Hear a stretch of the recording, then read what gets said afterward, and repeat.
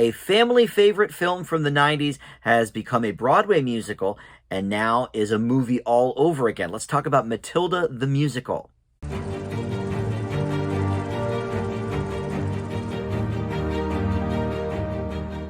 Hey guys, Dan here. This is Dan Reviews It. Welcome to my spoiler-free review for the new movie on Netflix, Matilda the musical. If you are overseas and not in the U.S., you may actually be able to see this in theaters.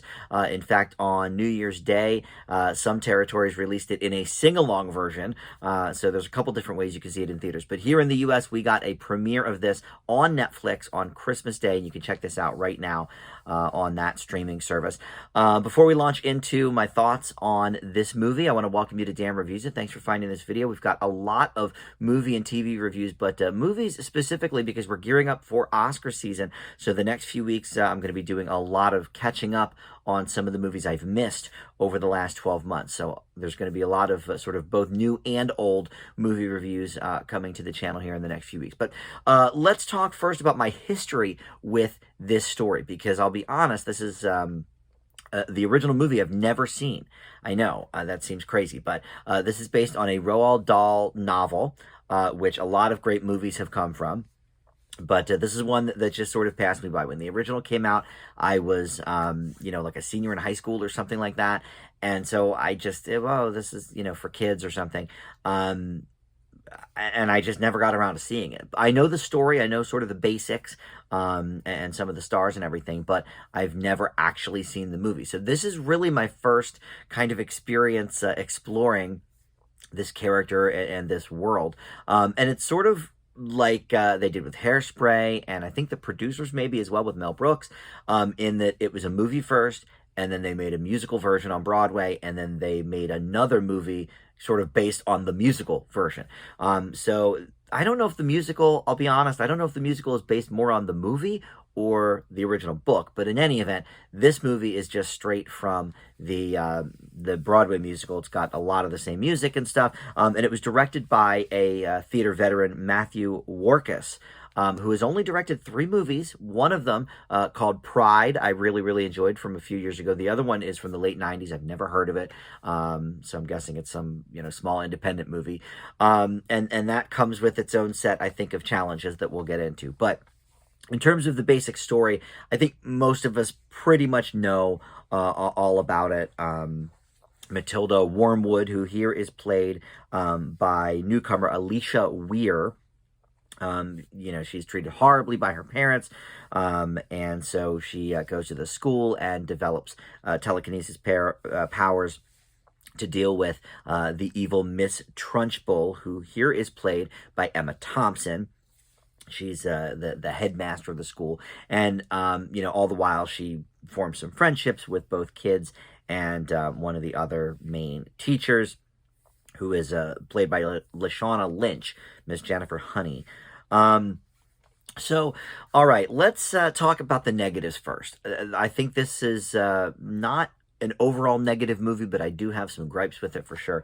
My first gripe is sort of maybe a personal thing, but there's a lot of kids in this movie and a lot of kids singing, and it's hard, I think, sometimes to do kids singing in a musical, especially younger kids, that doesn't make it seem like Oliver or Annie or Newsies. Like sometimes when it's just the kids singing, it just sounds very sort of old and more classic than something that is hip and new. Now, I will say the song at the end is an exception to that, which is maybe one of the best songs in the movie, called Revolting Children. That was a lot of fun, well choreographed, and that was great. But all the other songs that are sung only by the kids, I could take or leave those for sure. The songs themselves are not bad, but just the way they're presented with all the kids singing at once, and it's very Annie, very Oliver, which is fine if that's kind of what you're going for, but for judging by the rest of this movie, I'm not sure if that was sort of the message. And then the directing. I sort of mentioned up top there that there were some pros and cons with Matthew Warchus as the director. This is really presented as a stage play. You know, there's um, the spotting and everything is just like you would see on a stage, in a stage production. But this is not a filmed stage production. This is a full-blown movie, you know, with different sets and all of the things. But the way it's directed, you could just see it coming out off the stage. So I didn't love that. And I think that is hard sometimes to do with a movie that turns into a musical, or reverse that, a musical like from Broadway that is turned into a movie version. I'm curious to see how Wicked does it in a year or two when we finally get that. I know that's been long in the works, but I think maybe getting a director that has more experience with film and less experience with theater, I think would have been a good start in the right direction for that. So, you know, I didn't love the directing. I thought it was very, very basic. And then third of all, and this is not necessarily a slight, because I think this gal does have talent. She could have some kind of a career ahead of her. But Alicia Weir, I think she is very good as Matilda. But Mara Wilson, the original Matilda from the first movie, again, I didn't see the movie, but of course I've seen Mrs. Doubtfire, and I saw her in Miracle on 34th Street. I think she was a very, very charismatic young girl. Now, could she sing? I'm not sure. It wasn't a musical. But from what I know about her, I think she probably was a better fit for the character than this girl. This girl's good, but not great. All right, so that's, you know, I would say most of my negatives. Let's move into the positives, because there are several of them. Number one, the music is great here. I wouldn't say there's any necessarily like, well, you know what? There is a show-stopping number or two. You know, I mentioned Revolting Children, which is sort of the end of the show. But the Emma Thompson song is actually really quite the showstopper. And that brings me to the best part of this movie. Emma Thompson, it just gives this her all. And I mean, she always does, right? We see her in so many different types of roles. And she's done a lot of kids type of movies. You know, she did Nanny McPhee, both of those movies, but she also does, you know, very adult things, very dramatic things.